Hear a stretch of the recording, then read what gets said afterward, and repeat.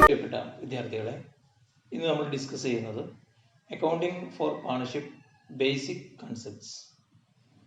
ഒരു പങ്കാളിത്ത സ്ഥാപനത്തിൻ്റെ അക്കൗണ്ടിങ്ങുമായി ബന്ധപ്പെട്ട അടിസ്ഥാന വിവരങ്ങളാണ് നമ്മൾ ചർച്ച ചെയ്യുന്നത്. നിങ്ങളുടെ +1 ക്ലാസ്സിൽ ബിസിനസ് സ്റ്റഡീസിൽ വെച്ച് നിങ്ങൾ ഫോംസ് ഓഫ് ബിസിനസ് എന്ന് പറയുന്ന ചാപ്റ്ററിൽ വളരെ വിശദമായിട്ട് പാർട്ണർഷിപ്പ് എന്താണെന്നും അതിൻ്റെ സവിശേഷതകൾ എന്തൊക്കെയാണെന്നും അതുപോലെ തന്നെ അതിൻ്റെ ഗുണദോഷങ്ങളെല്ലാം ചർച്ച ചെയ്തിട്ടുണ്ട്, മനസ്സിലാക്കിയിട്ടുണ്ട്. ഇവിടെ +2 അക്കൗണ്ടൻസിയിൽ ഇത്തരം സ്ഥാപനങ്ങളുടെ അക്കൗണ്ടുകൾ എങ്ങനെ തയ്യാറാക്കാമെന്നാണ് നമ്മൾ പഠിക്കാൻ പോകുന്നത്.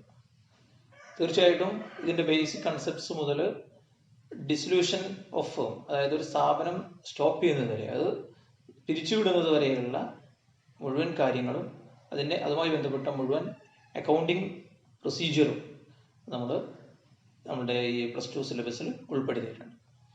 അപ്പോൾ ഈ അടിസ്ഥാന കാര്യങ്ങൾ നന്നായിട്ട് മനസ്സിലാക്കി കഴിഞ്ഞാൽ മാത്രമേ ഇതിനെ തുടർന്ന് വരുന്ന ഓരോ ചാപ്റ്റേഴ്സും നമുക്ക് വളരെ ഈസി ആയിട്ട് മനസ്സിലാക്കാൻ കഴിയുകയുള്ളൂ. അപ്പോൾ തീർച്ചയായിട്ടും നിങ്ങൾ വളരെ ശ്രദ്ധാപൂർവം ഇതിൻ്റെ ബിഗിനിങ് മുതൽ പാർട്ണർഷിപ്പിൻ്റെ ബേസിക് കോൺസെപ്റ്റ്സ് മുതൽ ആത്മാർത്ഥമായിട്ട് പഠിക്കാൻ ശ്രമിക്കണമെന്ന് ആദ്യമായിട്ട് ഓർമ്മപ്പെടുത്തുകയാണ്. ഇവയുടെ അക്കൗണ്ടിങ് ഏരിയ പരിചയപ്പെടുന്നതിന് മുമ്പ് തീർച്ചയായിട്ടും എന്താണ് ഈ സ്ഥാപനമെന്നും അതിൻ്റെ പ്രത്യേകതകൾ എന്തൊക്കെയാണെന്നും വളരെ ബ്രീഫായിട്ട് നമുക്കൊന്നും കൂടി മനസ്സിലാക്കാൻ ശ്രമിക്കാം. ആദ്യമായി ഇത്തരം സ്ഥാപനങ്ങളൊക്കെ ഇന്ത്യയിൽ രൂപീകൃതമാകുന്ന എല്ലാ പങ്കാളിത്ത സ്ഥാപനങ്ങളും പ്രവർത്തിക്കേണ്ടത് ഇന്ത്യൻ പാർട്ണർഷിപ്പ് ആക്ട് 1932 വ്യവസ്ഥകൾക്ക് അനുസൃതമായി കൊണ്ടാണ്. ആ നിയമങ്ങൾ അംഗീകരിക്കാതെ അതിന് വിരുദ്ധമായിക്കൊണ്ട് ഒരു പങ്കാളിത്ത സ്ഥാപനത്തിനും ഇന്ത്യയിൽ രൂപീകരിക്കാനോ പ്രവർത്തിക്കാനോ സാധ്യമല്ല എന്നുള്ളതാണ് നമ്മൾ ആദ്യം മനസ്സിലാക്കുക. ഈ പങ്കാളിത്ത നിയമത്തിൽ എന്താണ് ഒരു പങ്കാളിത്ത സ്ഥാപനം എന്ന് കൃത്യമായിട്ട് നിർവചിച്ചിട്ടുണ്ട്. Section 4 of the Indian Partnership Act 1932 defines partnership as the relationship between persons who have agreed to share the profit of a business carried on by all or any of them acting for all. അതായത് ഒരു കരാറിന്റെ അടിസ്ഥാനത്തിൽ രണ്ടോ അതിലധികമോ ആളുകൾ ചേർന്ന് ഒരു business രൂപീകരിച്ച് അതുവഴി ലഭിക്കുന്ന ലാഭം പങ്കിട്ടെടുക്കാൻ വേണ്ടി രൂപീകൃതമാകുന്ന ഒരു സ്ഥാപനമാണ് ഒരു പാർട്ണർഷിപ്പ് എന്ന് പറയുന്നത്. ഇനി ഈ നിർവചനത്തിൽ നിന്ന് തന്നെ നമുക്ക് ഇത്തരം സ്ഥാപനങ്ങളുടെ ഫീച്ചേഴ്സ് കൃത്യമായിട്ട് മനസ്സിലാക്കാൻ കഴിയും. ഒന്നാമത്തെ ഫീച്ചർ എന്ന് പറയുന്നത് എഗ്രിമെന്റ് ആണ്. എല്ലാ പങ്കാളിത്ത സ്ഥാപനങ്ങളും രൂപീകൃതമാകുന്നത് ഒരു കരാറിന്റെ അടിസ്ഥാനത്തിലാണ്. രണ്ടോ അതിലധികമോ ആളുകൾ ചേരുമ്പോൾ നമുക്കറിയാം അവിടെ തീർച്ചയായിട്ടും ഒരു വ്യവസ്ഥ ഉണ്ടായിരിക്കണം, ഒരു കരാർ നിർബന്ധമാകും. അപ്പോൾ ഒരു കരാറിന്റെ അടിസ്ഥാനത്തിലാണ് ഇത്തരം സ്ഥാപനങ്ങളെല്ലാം രൂപീകൃതമാകുന്നത്. ആ സ്ഥാപനത്തിലേക്ക് മൂലധനം കൊണ്ടുവരുന്നത്, അതുപോലെ തന്നെ ആ സ്ഥാപനത്തിന്റെ സുപ്രധാനമായിട്ടുള്ള തീരുമാനങ്ങൾ എടുക്കുന്നതും ലാഭനഷ്ടങ്ങൾ പങ്കുവെക്കുന്നത് എങ്ങനെയാണെന്ന് തീരുമാനിക്കുന്നതും, അതുപോലെ തന്നെ അവരുടെ ഓരോ ആളുകളുടെയും അധികാരങ്ങളും അവകാശങ്ങളും ഒക്കെ തീരുമാനിക്കപ്പെടുന്നത് ഈ കരാറിന്റെ അടിസ്ഥാനത്തിലാണ്. സോ ഇങ്ങനെ ഒരു കരാറിന്റെ അടിസ്ഥാനത്തിൽ രൂപീകൃതമാകുന്ന സ്ഥാപനമാണ് ഒരു പങ്കാളിത്ത സ്ഥാപനം എന്ന് പറയുന്നത്. രണ്ടാമത്തെ പ്രത്യേകത എന്ന് പറയുന്നത് 2 or more persons. ഒരു പാർട്ണർഷിപ്പ് ഫേം രൂപീകൃതമാകണമെങ്കിൽ മിനിമം 2 ആളുകൾ വേണമെന്നാണ് നമ്മൾ കഴിഞ്ഞ വർഷം മനസ്സിലാക്കിയതാണ്. ഏറ്റവും ചുരുങ്ങിയത് ഒരു പാർട്ണർഷിപ്പ് സ്ഥാപനം രൂപീകരിക്കണമെങ്കിൽ 2 പേര് അത്യാവശ്യമാണ്. 2 കുറഞ്ഞാൽ പിന്നെ അത് വേറെ സോൾ ട്രേഡിംഗ് കൺസേൺ ആയി മാറുന്ന നമുക്ക് കരുതുക. മാക്സിമം നമ്പർ ഓഫ് പേഴ്സൺ എന്ന് പറയുന്നത് 2013 കമ്പനി അമെൻമെന്റ് പ്രകാരം, കമ്പനീസ് ആക്ട് അമെൻമെന്റ് പ്രകാരം 100 പേരാണ്. അപ്പൊ 100 ആളുകൾ മാക്സിമം ആകാം, മിനിമം 2 ആളെങ്കിലും വേണം. ഇതാണ് ഈ നമ്പർ എന്ന് പറയുന്നത്. ഒരു പങ്കാളിത്ത സ്ഥാപനത്തിലെ നമ്പർ ഓഫ് പാർട്ട്നേഴ്സ് എന്ന് പറയുന്നത് അതാണ്. മിനിമം 2 ആൾ വേണം എന്നതാണ് അതിന്റെ ഒരു റിക്വയർമെന്റ് എന്ന് പറയുന്നത്. മറ്റൊരു പ്രത്യേകത എന്ന് പറയുന്നത് sharing of profit of A business.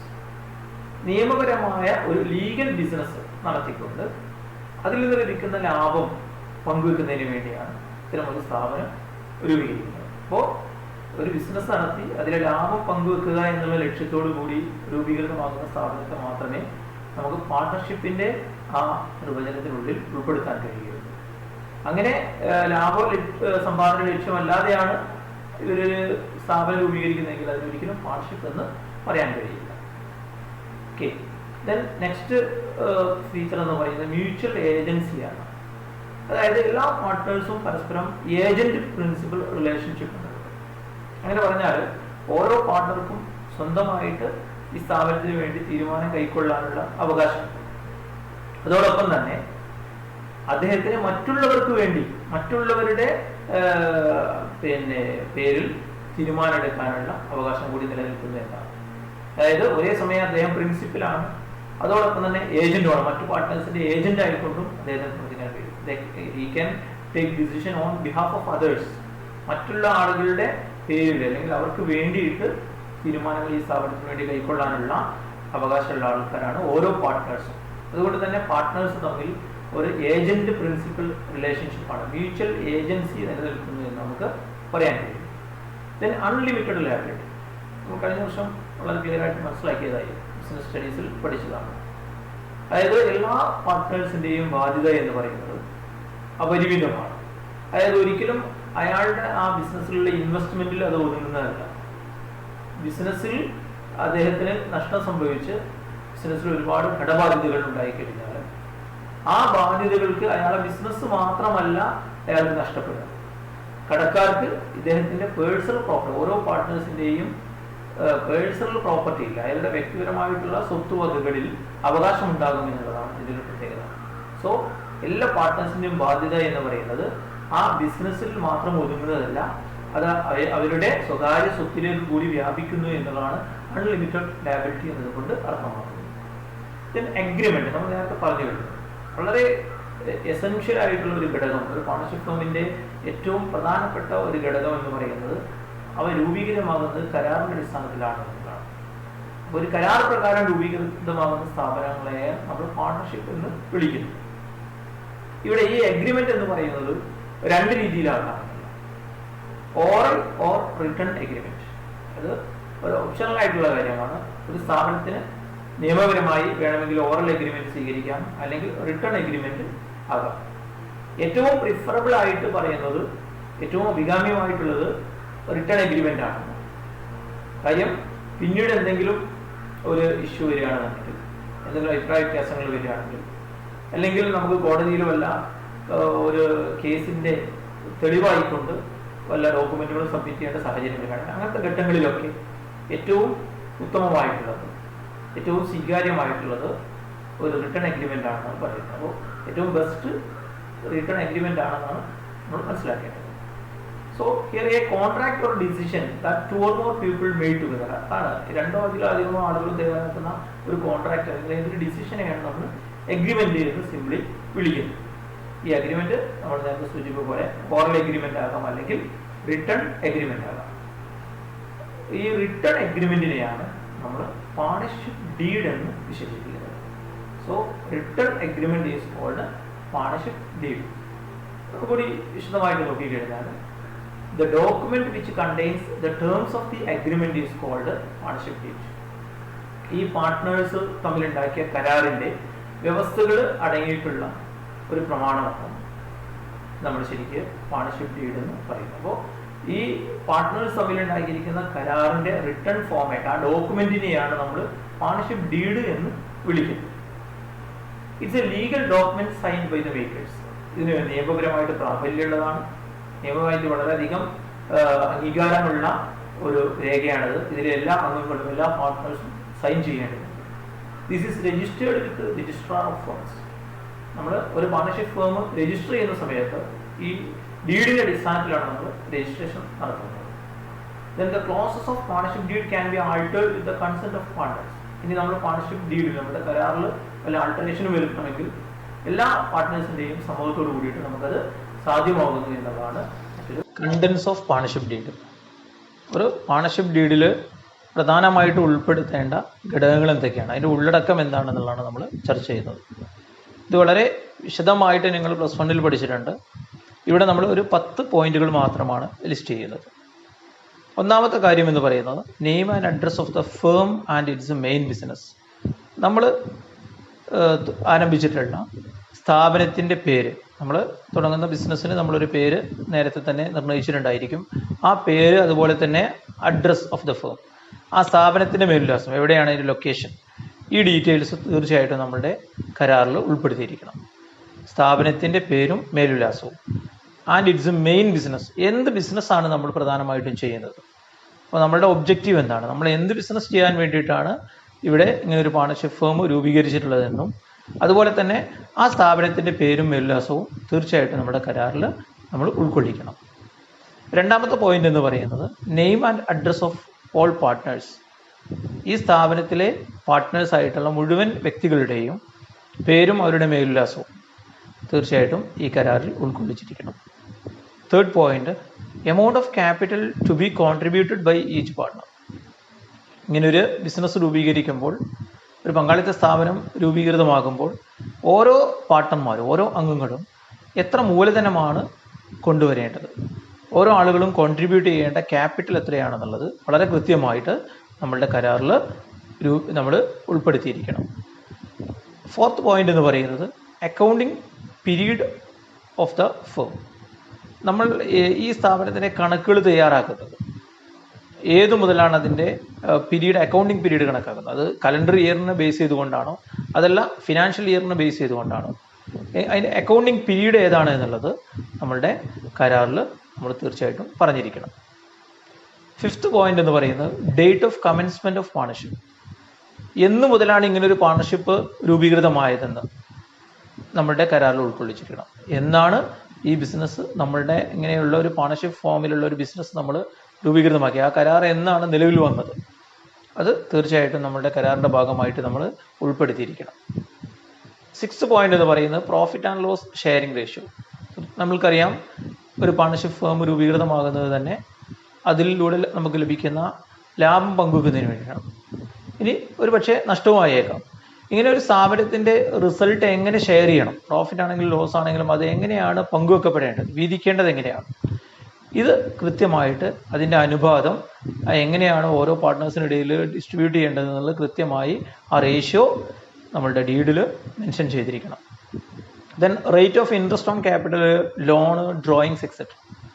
അപ്പോൾ നമ്മൾ ലാഭത്തിന് പുറമെ ഇൻട്രസ്റ്റ് ഓൺ ക്യാപിറ്റൽ ഓഫർ ചെയ്യുന്നുണ്ടെങ്കിൽ, അതേപോലെ തന്നെ ഈ സ്ഥാപനത്തിലേക്ക് ക്യാപിറ്റലിന് അഡീഷണൽ ആയിട്ട് അഡ്വാൻസ് ലോൺ നൽകിയ പാർട്ട്നേഴ്സ് ഉണ്ടെങ്കിൽ അവർക്ക് നമ്മൾ അതിന് ഇൻട്രസ്റ്റ് കൊടുക്കുന്നുണ്ടെങ്കിൽ, അതേപോലെ തന്നെ സ്ഥാപനത്തിൽ നിന്ന് പേഴ്സണൽ ആവശ്യത്തിന് വേണ്ടിയിട്ട് വിഡ്രോ ചെയ്യുന്ന ആ എമൗണ്ട് ഡ്രോയിങ്സിൻ്റെ മേലെ നമ്മൾ ഫേം ഒരു ഇൻട്രസ്റ്റ് ചാർജ് ചെയ്യുന്നുണ്ടെങ്കിൽ, ഇതിൻ്റെയൊക്കെ ഇൻട്രസ്റ്റ് ഓൺ ക്യാപിറ്റൽ ആവട്ടെ, ഇൻട്രസ്റ്റ് ഓൺ ലോൺ ആകട്ടെ, ഇൻട്രസ്റ്റ് ഓൺ ഡ്രോയിങ്സ് ആകട്ടെ, ഇതിൻ്റെയൊക്കെ റേറ്റ് നേരത്തെ തന്നെ ഫിക്സ് ചെയ്തിട്ട് നമ്മൾ ഡീഡിൽ രേഖപ്പെടുത്തിയിരിക്കണം.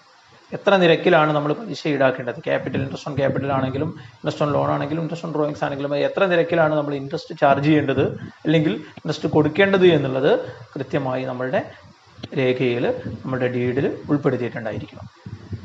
എയ്ത്ത് പോയിന്റ് എന്ന് പറയുന്നത് salaries, commission etcetera if payable to any partner. ഈ സ്ഥാപനം ഇവിടെ ആക്റ്റീവായിട്ട് പ്രവർത്തിക്കുന്ന മാനേജിങ് പാർട്ട്നേഴ്സ്, ആക്റ്റീവ് പാർട്ട്നേഴ്സ് ആയിട്ടുള്ള ആളുകൾക്ക് വല്ല സാലറിയോ കമ്മീഷനോ റെമ്യൂണറേഷനോ ഓഫർ ചെയ്യുന്നുണ്ടെങ്കിൽ അത് കൃത്യമായി ഡീഡിൽ സൂചിപ്പിച്ചിരിക്കണം. നയൻത് പോയിന്റ് എന്ന് പറയുന്നത് rules to be followed in case of admission, retirement, death of a partner. പുതുതായിട്ട് നമ്മൾ ഒരു പാർട്ണറെ അഡ്മിറ്റ് ചെയ്യുകയാണെങ്കിൽ, അതുപോലെ തന്നെ നിലവിലുള്ള ഒരു പാർട്ണർ റിട്ടയർ ചെയ്തു പോവുകയാണെങ്കിൽ അല്ലെങ്കിൽ അദ്ദേഹം മരിക്കുകയാണെങ്കിൽ, ഇങ്ങനത്തെ ഘട്ടങ്ങളിലൊക്കെ എന്തൊക്കെ നിയമവശങ്ങളാണ്, നമ്മൾ എങ്ങനെയൊക്കെയാണ് കണക്കുകൾ നമ്മൾ തയ്യാറാക്കേണ്ടത്, ഏതൊക്കെ രീതിയിലുള്ള അഡ്ജസ്റ്റ്മെൻറ്റുകളാണ് നമ്മുടെ അക്കൗണ്ട്സ് ബുക്കിൽ വരുത്തേണ്ടത്, അതുമായി ബന്ധപ്പെട്ട മുഴുവൻ നിയമങ്ങളും കൃത്യമായി നമ്മൾ ഡീഡിൽ സൂചിപ്പിച്ചിരിക്കണം. Then settlement of accounts on dissolution of the firm. അവസാനമായിട്ട് ഈ സ്ഥാപനം നമ്മൾ നിർത്തുകയാണെന്നുണ്ടെങ്കിൽ, നമ്മൾ ഇനി മുന്നോട്ട് പോകുന്നില്ല, ഈ സ്ഥാപനം പിരിച്ചുവിടാൻ തീരുമാനിക്കുകയാണെങ്കിൽ എങ്ങനെയാണ് കണക്കുകൾ സെറ്റിൽ ചെയ്യേണ്ടത്, ആസ്തികൾ വിറ്റ് ലഭിക്കുന്ന ക്യാഷ് ബാധ്യതകൾ കൊടുത്തു തീർത്ത് എങ്ങനെയാണ് നമ്മളത് കൈകാര്യം ചെയ്യേണ്ടത് എന്നുള്ളത്, ആ കണക്കിൻ്റെ സെറ്റിൽമെൻറ്റ് നടത്തേണ്ടത് എങ്ങനെയാണെന്നുള്ളത് വളരെ കൃത്യമായിട്ട് നമ്മുടെ കരാറിൽ സൂചിപ്പിച്ചിട്ടുണ്ടായിരിക്കണം. അടുത്തതായിട്ട് ഡീഡിൻ്റെ അഭാവത്തിലുള്ള നിയമങ്ങളാണ് നമ്മൾ നോക്കുന്നത്. നമുക്കറിയാം, ഒരു പങ്കാളിത്ത സ്ഥാപനം കരാർ തയ്യാറാക്കുന്ന സമയത്ത്, കരാർ രൂപീകരിക്കുന്ന സമയത്ത് ഒരു റിട്ടേൺ അഗ്രിമെന്റ് നിർബന്ധമില്ല എന്നുള്ളത് നമുക്കറിയാം.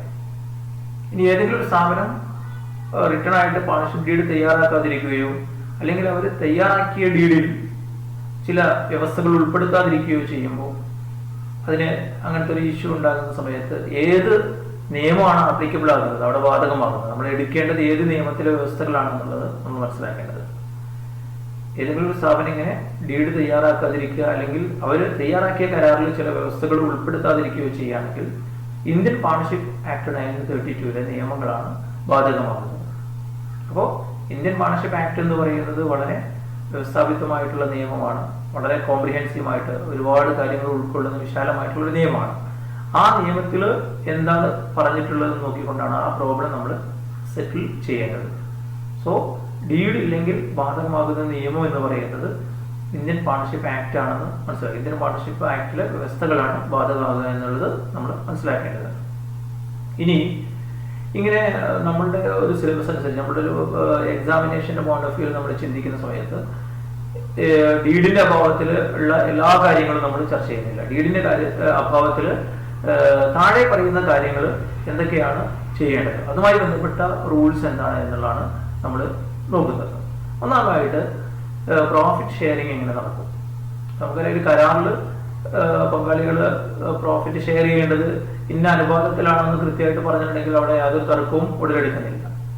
ഇവിടെ കരാറിൽ അത് പറഞ്ഞിട്ടില്ല, അല്ലെങ്കിൽ കരാർ തന്നെ ഇല്ലാത്തൊരു സാഹചര്യമാണ് വിചാരിക്കുക, ഡീഡ് ഇല്ലാത്തൊരു സാഹചര്യമാണ്, ഐ മീൻ റിട്ടേൺ എഗ്രിമെന്റ് ഇല്ലാത്തൊരു സാഹചര്യമാണ് കരുതുന്നത്.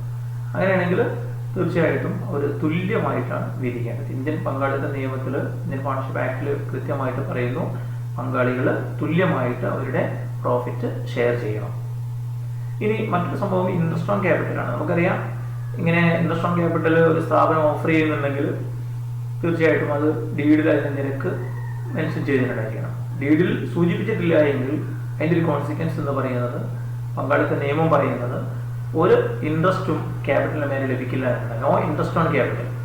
ഡീഡില്ലെങ്കിൽ അല്ലെങ്കിൽ ഡീഡിൽ ഇൻട്രസ്റ്റ് ഓൺ ക്യാപിറ്റൽ സൂചിപ്പിച്ചിട്ടില്ലെങ്കിൽ നോ ഇൻട്രസ്റ്റ് ഓൺ ക്യാപിറ്റൽ എന്നുള്ളതാണ് അതിന്റെ നിയമം എന്ന് പറയുന്നത്.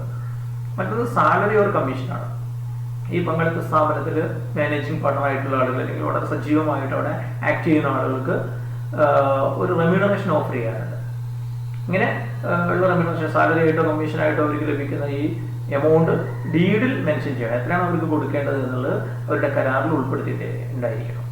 അങ്ങനെ മെൻഷൻ ചെയ്തിട്ടില്ല എങ്കിൽ തീർച്ചയായിട്ടും അവർക്ക് ഒരു സാലറിക്കും കമ്മീഷനും അർഹത ഉണ്ടായിരിക്കില്ല എന്നുള്ളതാണ്.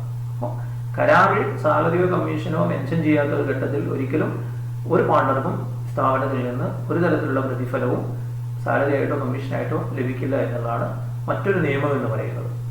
ദെൻ ഇൻട്രസ്റ്റ് ഓൺ ഡ്രോയിങ്സ് ആണ്. ഈ ഡീഡിൽ എത്രയാണ് ഡ്രോയിങ്സിന്റെ മേലെ ഇൻട്രസ്റ്റ് ചാർജ് ചെയ്യേണ്ടത് എന്ന് സൂചിപ്പിച്ചിട്ടില്ല എങ്കിൽ, അല്ലെങ്കിൽ റിട്ടേൺ ഡീഡ് തയ്യാറാക്കിയിട്ടില്ല എങ്കിൽ ഒരു കാരണവശാലും ഫേമിന് പാർട്ട്നേഴ്സിന്റെ കൈവശത്ത് നിന്ന് ഇൻട്രസ്റ്റ് ഓൺ ഡ്രോയിങ്സ് ചാർജ് ചെയ്യാൻ കഴിയില്ല. സോ ഇൻട്രസ്റ്റ് ഓൺ ഡ്രോയിങ്സ് ഈടാക്കണമെങ്കിൽ നിർബന്ധമായിട്ടും അത് ഡീഡിൽ സൂചിപ്പിക്കണം. ഇല്ലാത്ത പക്ഷം ഒരു ഇൻട്രസ്റ്റ് ഓൺ ഡ്രോയിങ്സും ചാർജ് ചെയ്യാൻ കഴിയില്ല എന്നതാണ് ഇന്ത്യൻ പങ്കാളിത്ത നിയമം പറയുന്നത്. ദെൻ ഇൻട്രസ്റ്റ് ഓൺ ലോൺ ആണ്. ക്യാപിറ്റലിന് പുറമെ ഈ സ്ഥാപനത്തിന്റെ ഒരു സപ്പോർട്ട് ആയിക്കൊണ്ട് ഒരു ഫൈനാൻഷ്യൽ അസിസ്റ്റൻസ് എന്നുള്ള നിലക്ക് പല പാർട്ട്നേഴ്സും അഡ്വാൻസ് നൽകിയിട്ടുണ്ടെങ്കിൽ, ലോൺ നൽകിയിട്ടുണ്ടെങ്കിൽ ആ ലോണിന്റെ മുകളിൽ 6% ഇൻട്രസ്റ്റിന് ഓരോ പാർട്ട്നേഴ്സും ആ ലോൺ നൽകിയ പാർട്ട്ണർക്ക് അർഹത ഉണ്ടായിരിക്കുന്നതാണ്. അപ്പോൾ ഇത് കരാറിൽ പറഞ്ഞിട്ടില്ല എങ്കിലും, അതായത് കരാറിൽ എത്ര പെർസെൻറ്റേജ് എന്ന് പറഞ്ഞിട്ടുണ്ട്, 10% എന്നാണ് ഡീഡിൽ പറഞ്ഞിരിക്കുന്നത്, അയാൾക്ക് 10% കൊടുക്കണം. ഇനി ഡീഡിൽ ഒന്നും പറഞ്ഞിട്ടില്ല, ഇൻട്രസ്റ്റ് ഓൺ ലോണിനെ കുറിച്ച് റേറ്റ് ഓഫ് ഇൻട്രസ്റ്റ് ലോണിന്റെ മേലെ എത്ര നിരക്ക് പലിശ നൽകുമെന്ന് ഡീഡിൽ ഒന്നും സൂചിപ്പിച്ചിട്ടില്ല എങ്കിലും തീർച്ചയായിട്ടും 6% ഇൻട്രസ്റ്റ് അവരുടെ ലോണിന്റെ മേലെ, പാർട്ട്നേഴ്സിന്റെ ലോണിന്റെ മേലെ നൽകണമെന്നുള്ളതാണ് പങ്കാളിത്ത നിയമം പറയുന്നത്. നമ്മൾ നേരത്തെ കണ്ടത് ഇൻട്രസ്റ്റ് ഓൺ ക്യാപിറ്റൽ ലഭിക്കില്ല, സാലറി ലഭിക്കില്ല, കമ്മീഷൻ ലഭിക്കില്ല, ഇൻട്രസ്റ്റ് ഓൺ ഡ്രോയിങ്സ് ലഭിക്കില്ല എന്നാണ്. പക്ഷെ ഇൻട്രസ്റ്റ് ഓൺ ലോണിന്റെ കാര്യത്തിൽ, പാർട്ട്നേഴ്സ് നൽകുന്ന ലോണിന്റെ മേലുള്ള ഇൻട്രസ്റ്റിന്റെ കാര്യത്തിൽ ഇത് ബാധകമല്ല.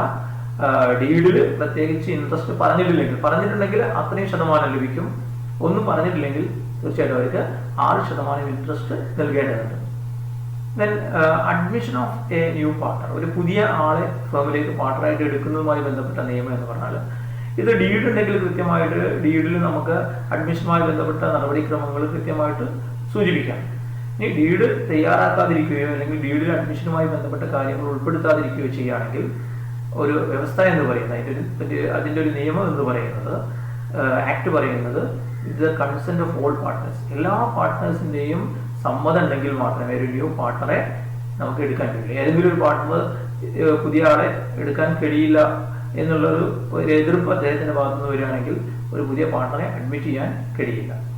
എന്നാൽ ഡീഡിൽ ഇതുമായി ബന്ധപ്പെട്ട വ്യവസ്ഥകൾ നേരത്തെ തന്നെ നമ്മൾ റെക്കോർഡ് ചെയ്തിട്ടുണ്ടെങ്കിൽ അതിനനുസൃതമായിട്ട് നമുക്ക് പുതിയ പാർട്ണറെ എടുക്കാനും കഴിയും. അപ്പോൾ ഡീഡിൽ പറയാതിരിക്കുകയോ ഡീഡിന്റെ അഭാവത്തിൽ ഡീഡ് തയ്യാറാക്കാതിരിക്കുകയോ ചെയ്യുന്ന ഒരു സാഹചര്യം വരികയാണെങ്കിൽ എല്ലാ പാർട്ണേഴ്സിന്റെയും സമ്മതത്തോടു കൂടി മാത്രമേ നമുക്ക് ഇങ്ങനെ ഒരാളെ പുതിയതായിട്ട് എടുക്കാൻ കഴിയൂ എന്നുള്ളതാണ് റൂൾ എന്ന് പറയുന്നത്. സോ ഇത്രയും കാര്യങ്ങളാണ് ഡീഡിന്റെ അഭാവത്തിലുള്ള നിയമം എന്നുള്ള രീതിയിൽ നമ്മൾ ഇവിടെ നോക്കുന്നത്. നമുക്കൊരു എക്സാമ്പിൾ നോക്കാം. Mohan and Shyam are partners in a firm. ഈ സ്ഥാപനത്തിലെ പാർട്ട്നേഴ്സ് മോഹൻ, ശ്യാം എന്നീ വ്യക്തികളാണ്. State whether the claim is valid if the partnership agreement is silent in the following methods. അവർ തർക്കമുള്ള ചില കാര്യങ്ങളുണ്ട്, അതിനെക്കുറിച്ച് ഡീഡിൽ ഒന്നും പ്രതിപാദിച്ചിട്ടില്ല. ഡീഡ് സൈലന്റ് ആണ്. അപ്പോൾ മോഹനും ശ്യാമും തമ്മിൽ ചില തർക്കങ്ങൾ ഉണ്ടാകുന്നു. ആ കാര്യങ്ങൾ ഡീഡിൽ സൂചിപ്പിച്ചിട്ടില്ല. അങ്ങനെയാണെങ്കിൽ ഓരോരുത്തരുടെയും ക്ലെയിം വാലിഡ് ആകുമോ, അവർക്ക് അവരുന്നയിക്കുന്ന കാര്യങ്ങൾ നിയമപരമായിട്ട് സാധിച്ച് കിട്ടുമോ എന്നുള്ളതാണ് ഇവിടെ ചോദ്യമായിട്ട് തന്നിട്ടുള്ളത്. അപ്പോൾ നമ്മൾ മനസ്സിലാക്കേണ്ട കാര്യം എന്ന് പറയുന്നത് ഇവരുന്നയിക്കുന്ന ഒരു കാര്യവും ഡീഡിൽ നമ്മൾ നേരത്തെ രേഖപ്പെടുത്തിയിട്ടില്ല എന്നുള്ളതാണ്. അപ്പോൾ ഇവിടെ വാദമാകുന്ന നിയമം ഏതാണ്? ഇങ്ങനെ ഡീഡ് സൈലന്റ് ആകുകയാണെന്നുണ്ടെങ്കിൽ ഡീഡിൽ ഒരു കാര്യം മെൻഷൻ ചെയ്തിട്ടില്ലെങ്കിൽ അവിടെ ആപ്ലിക്കബിൾ ആകുന്നത് നമുക്കറിയാം ഇന്ത്യൻ പാർട്ണർഷിപ്പ് ആക്ടിലെ വ്യവസ്ഥകളാണ്. സോ ഒന്നാമത്തെ ക്ലെയിം എന്താണെന്ന് നോക്കാം. Mohan is an active partner. He wants a salary of ₹10,000 per year. മോഹന് മുഴുവൻ സമയവും പാർട്ണർഷിപ്പ് ഫേമിൽ അവൈലബിൾ ആയിട്ടുള്ള ആളാണ്, ആക്റ്റീവ് പാർട്ണറാണ്. അദ്ദേഹത്തിന് ഓരോ വർഷവും ₹10,000 സാലറി ആയിട്ട് ലഭിക്കണമെന്ന് ആവശ്യപ്പെടുക. ദെൻ ശ്യാമിന്റെ മറ്റൊരു ക്ലെയിം എന്ന് പറയുന്നത് Shyam had advanced a loan to the firm. ഫേമിന് ശ്യാം ലോൺ നൽകിയിട്ടുണ്ടായിരുന്നു. അദ്ദേഹം പറയുന്നത് ഹി ക്ലെയിംസ് ഇൻട്രസ്റ്റ് അറ്റ് 10% പറയാനും അയാൾക്ക് 10% ആ ലോണിന്റെ മേലെ ഇൻട്രസ്റ്റ് ലഭിക്കണം എന്നുള്ളതാണ്. മൂന്നാമത്തെ ക്ലെയിം എന്ന് പറയുന്നത് Mohan has contributed ₹20,000 and Shyam ₹50,000 as capital. ₹20,000 Mohan invest ചെയ്തിട്ടുള്ളത് ക്യാപിറ്റലായിട്ട്. ശ്യാം ഫേമിലേക്ക് ₹50,000 ക്യാപിറ്റലായിട്ട് കൊണ്ടുവന്നിട്ടുണ്ട്. അപ്പോൾ മോഹൻ ആവശ്യപ്പെടുന്നത് Mohan wants equal share in profits. Shyam എന്നേക്കാൾ കൂടുതൽ ക്യാപിറ്റൽ കൊണ്ടുവന്നെന്ന് കരുതി അയാൾക്ക് കൂടുതൽ പ്രോഫിറ്റ് കൊടുക്കാൻ പാടില്ല, പ്രോഫിറ്റ് തുല്യമായിട്ട് വീതിക്കണമെന്നാണ് മോഹന്റെ മറ്റൊരു ക്ലെയിം എന്ന് പറയുന്നത്. ദെൻ ഫോർത്ത് വൺ എന്ന് പറയുന്നത് Shyam wants interest on capital to be credited at 6% per annum. നമുക്കറിയാം ശ്യാമാണ് കൂടുതൽ ക്യാപിറ്റൽ കൊണ്ടുവന്നത്. അപ്പോൾ അദ്ദേഹം ക്ലെയിം ചെയ്യുന്നത് ഈ സ്ഥാപനത്തിൽ നിന്ന് ക്യാപിറ്റലിന്റെ മേലെ ഇൻട്രസ്റ്റ് ആയിട്ട് 6%, ഇൻട്രസ്റ്റ് ഓൺ ക്യാപിറ്റലായിട്ട് 6% അദ്ദേഹത്തിന് ലഭിക്കണമെന്നുള്ളതാണ്. സോ ഇതെങ്ങനെയാണ് ഒരു ആൻസർ ആയിട്ട് എഴുതുക എന്നുള്ളത് നമുക്ക് നോക്കാം. അതായത് സൊല്യൂഷനിൽ നമ്മൾ ആദ്യം തന്നെ സൂചിപ്പിക്കേണ്ട ഒരു കാര്യം, if the partnership deed is silent on certain methods. Partnership ഡീഡിൽ ചില വ്യവസ്ഥകൾ നമ്മൾ ഉൾപ്പെടുത്തിയിട്ടില്ല എങ്കിൽ the provisions of the Indian Partnership Act will be applied. Indian പങ്കാളിത്ത നിയമത്തിലെ വ്യവസ്ഥകളാണ്, നിയമങ്ങളാണ് അവിടെ ബാധകമാകുക എന്നുള്ളതാണ് നമ്മൾ ഫസ്റ്റ് ഒരു സെന്റൻസ് ആയിട്ട് നോട്ട് ചെയ്യേണ്ടത്. ഇതിന് ഓരോന്നായിട്ട് വരാം. നമുക്കറിയാം ഫസ്റ്റ് മോഹൻ സാലറി ഡിമാൻഡ് ചെയ്തതാണ്. അവിടെ നമ്മൾ എഴുതേണ്ട ആൻസർ നമുക്കറിയാം rules in the absence of deed എന്ന് പറയുന്നത് നമുക്ക് മനസ്സിലാക്കിയിട്ടുണ്ട്. ഡീഡിൽ ഇങ്ങനെ ഒരു പരാമർശം, ഈ കാര്യങ്ങളൊന്നും ഇവിടെ ഉന്നയിച്ച ഒരു ക്ലെയിമുകളും ഡീഡിൽ ഉൾപ്പെടുത്താതാണെന്ന് നേരത്തെ തന്നെ പറഞ്ഞിട്ടുണ്ട്. So no salary. Mister Mohan will not be entitled to any salary. അദ്ദേഹത്തിന് ശമ്പളം ഇനത്തിലൊന്നും ലഭിക്കില്ല എന്നുള്ളതാണ് ഒന്നാമത്തെ ക്ലെയിമിന് ഉള്ള ആൻസർ എന്ന് പറയുന്നത്. Second point, interest on loan by partner at 6% per annum. പാർട്ണറായ ശ്യാം ഫേമിന് ലോൺ കൊടുത്തിട്ട് 10% ഇൻട്രസ്റ്റ് ആണ് ഡിമാൻഡ് ചെയ്യുന്നത്. നമുക്കറിയാം ഇങ്ങനെ ഡീഡിൽ നേരത്തെ തന്നെ വ്യവസ്ഥ ചെയ്യാത്ത ഇത്തരം ഇൻട്രസ്റ്റ് എന്ന് പറയുന്നത് ലോണിന്റെ മേലെ ലഭിക്കുക 6%. So Shyam will get only 6% interest on his loan. അതായിരുന്നു ആൻസർ എന്ന് പറയുന്നത്. ദെൻ മോഹൻ ശ്യാം ഒക്കെ ക്യാപിറ്റൽ ഫേമിലേക്ക് ഇറക്കിയിട്ടുള്ള വ്യത്യസ്ത രീതിയിലാണ് നേരത്തെ പറഞ്ഞിട്ടുള്ളത്. മോഹൻ പറയുന്നത് അതൊക്കെ ക്യാപിറ്റൽ കാര്യത്തിൽ വ്യത്യാസം ഉണ്ടെങ്കിലും പ്രോഫിറ്റ് ഷെയർ ചെയ്യുമ്പോൾ ഈക്വൽ ആയിട്ട് വേണമെന്നുള്ളതാണ്.